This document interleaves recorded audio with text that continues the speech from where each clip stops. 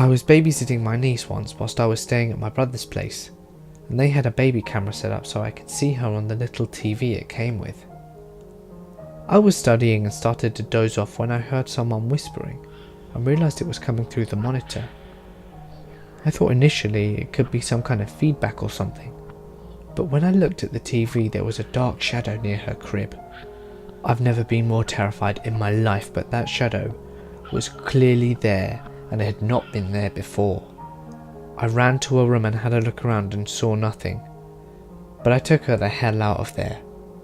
I went back to the TV and the shadow was clearly gone.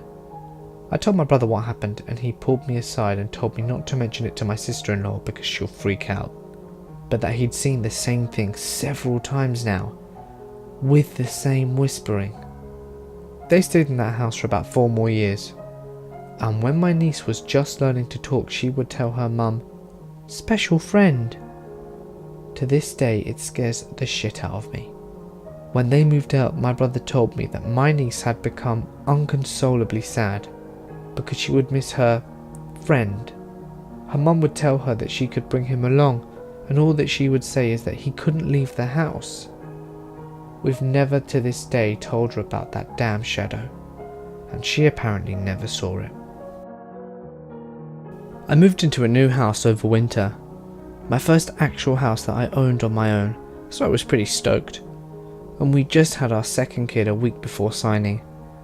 We were so excited to get the house all remodelled for her. Walls painted, floors redone, making this house ours. Of course we set up a baby monitor first thing, as the children's rooms are on the other side of the house. At first there were no issues. Baby didn't enjoy the room during the day. She'd stare at the walls as if she didn't like the pale purple paint. We painted them a nice orange that weekend, and we also got a cat. That's when things started to get weird. The cat and baby now had no problem with the room in the day, which is good, better than last time, and our daughter was too young to do much other than fuss. But the cat was old enough to be a bit more expressive. All day she'd stare at the southeast corner of the room, and at night she'd arch her back and hiss as if threatened. We'd start hearing faint noises like talking over the monitor at night, but never loud or clear enough to make out. I'm nothing if not a logical man. That corner had an old dresser that was rescued from an old army hotel when it closed. Perhaps the cat could sense some smells that it didn't like. But there was also the entrance to the crawl space under that corner of the outside, so lots of wires entered through there. Both children and small animals are sensitive to electromagnetic radiation, and I went under the house and removed about 100 feet of extraneous wiring from 2 previous owners of satellite TV.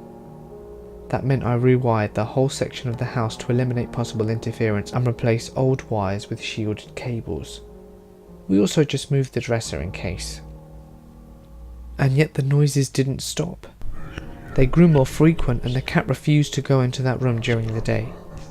It would sit awake in the crib all night, body between the baby and the rest of the room, eyes locked to that corner, occasionally growling or hissing. We stopped letting our son have his radio on at night in case we were hearing that. As we met our neighbours, we would ask if they had any small children, but none of them had any baby monitors on them. We installed an alarm system when we took to keeping our favourite rifle loaded by the bed. Occasionally, the alarm would claim our daughter's window would be open, but no alarm would sound and we'd find it secure when we'd check. We ran out of explanations and we began letting our daughter sleep with us so she could get better rest. For lack of a better option, I continued renovation. We finished the bathroom and started on the other rooms, but we didn't do any more to the nursery. Out of morbid curiosity, we left the baby monitor on at night, and the noises still happened, but the room was still being unused. They sounded almost sad, and after a week or so without any use of that room whatsoever, I was lying awake after a long day at work watching an episode of Bones, when out of nowhere, clear as day, a woman's voice comes over the monitor and calmly says, "Okay, I'm leaving now." And the monitor clicked off. We've had no problems since. I was at a friend's house one night and she was putting her little boy to bed. Her baby monitor had a camera built in and she was installing it at the foot of the crib. She also had one of those mattresses with sensors on the crib. Well, we were all down watching a movie and the receiver from the monitor is on the coffee table in front of us. The sound sensors spike and the screen goes white. She picks it up and all you can make out on the screen is an eerie face. We go running to the room and her kid is sound asleep. So we look around and we don't see anything strange, and we go back to resume our movie. About 10 minutes later the same thing happens. I get up quietly and sneak into his room while she stays on the couch. I catch the kid standing up in his crib with his face right against the monitor. He's smiling like crazy and giggling. He looks over at me and quickly lays down and acts like he's asleep. I let her know he's up and she laughs it off. A few nights later she tells me the same thing happened to the monitor, but her boy was sitting on the couch next to her at the time.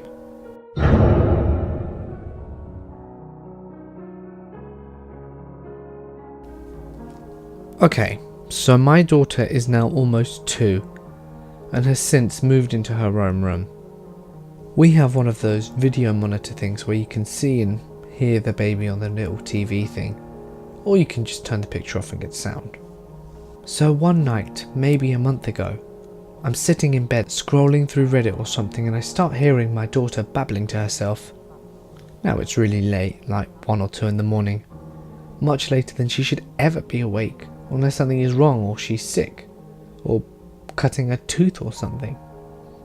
So I turn the picture on the monitor and see her standing up in her crib, facing sort of diagonally away from the camera. I can see her hands in front of her, but only like half her face. Now would be a good time to mention that we've been teaching her American Sign Language since she was about 3 months old, and she's been responding and conversing in signs since about 10 months. I can see her signing things like nice and silly and fun, and oddly enough, no, don't like, and bear. Of course, being the good and loving mother that I am, and really not wanting to deal with an overly sleepy baby in the morning, I get up and see what the heck she's doing. When I get to her room, she's still standing and signing / babbling towards herself in the far corner. I ask her what she's doing and who she's talking to, and she says, as best she can, friend, which she does with her whole hand and not just her index finger, and then signs bear again. I tell her that no, see, Bear, who is actually one of her stuffed toys, is in the bed behind her and not the corner of the room, but she just signs to herself and says, silly mummy.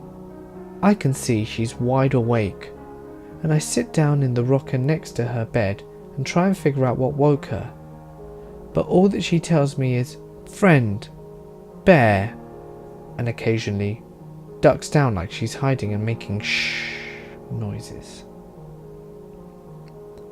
I finally get fed up and ask her who friend bear is, and her response literally gave me chills, because she does not speak well yet, and she managed to say very clearly with the most serious face that a 20-month-old can pull, no name, no name, shh. Well, now I am very truly freaked out and I tell her, no name friend bear, to go home because it's too late to play. And I did what any good mother would do. I gave her a pacifier, I went back to my room, turned off the monitor entirely and hid under the covers of my room, where my good loving husband would protect me from the invisible nameless bears. I used to babysit 2 small kids, 3 and 6 at the time, and I would occasionally put them to bed. The parents told me the younger one was afraid of the dark and would probably ask me to lay in bed with him until he fell asleep. I put the 6-year-old in her room and lay down next to the little boy, and about a half hour later he'd just fallen asleep and I was ready to sneak out the room, when I heard grunting and rapid flopping noises from the other kid's room. It sounded like she was having a seizure. I rushed over to find she was flinging her arms on the bed like a rag doll. She looked possessed. Apparently she did this almost every night because she didn't want to go to bed. Her parents didn't warn me about this before, and it was terrifying. Thanks for listening so far, guys. Now this last one obviously is a bit of a bonus one, and I found it and thought you just had to hear it, so here it is. Okay, in the early 1990s I worked for a volunteer-based security group. We didn't have radio licenses for real walkie-talkies yet, so we had a set of headphones that worked off some common household frequencies. These frequencies were used for children's walkie-talkies, cheap cordless phones, drive-through speakers and baby monitors and such. During an outdoor distance test, I picked up some lady's cordless phone where she was talking about gross medical stuff, but she couldn't hear us to get her to stop. So whilst testing a battery replacement, I picked up a two-way baby monitor in a nearby apartment. There was a baby fussing and the sound of a woman doing dishes. "I'll be right there, hon," the woman said. On a whim, I pushed the talk button on my headset and said in a loud demonic voice, "Feed me." Then I heard the shattering of dishes.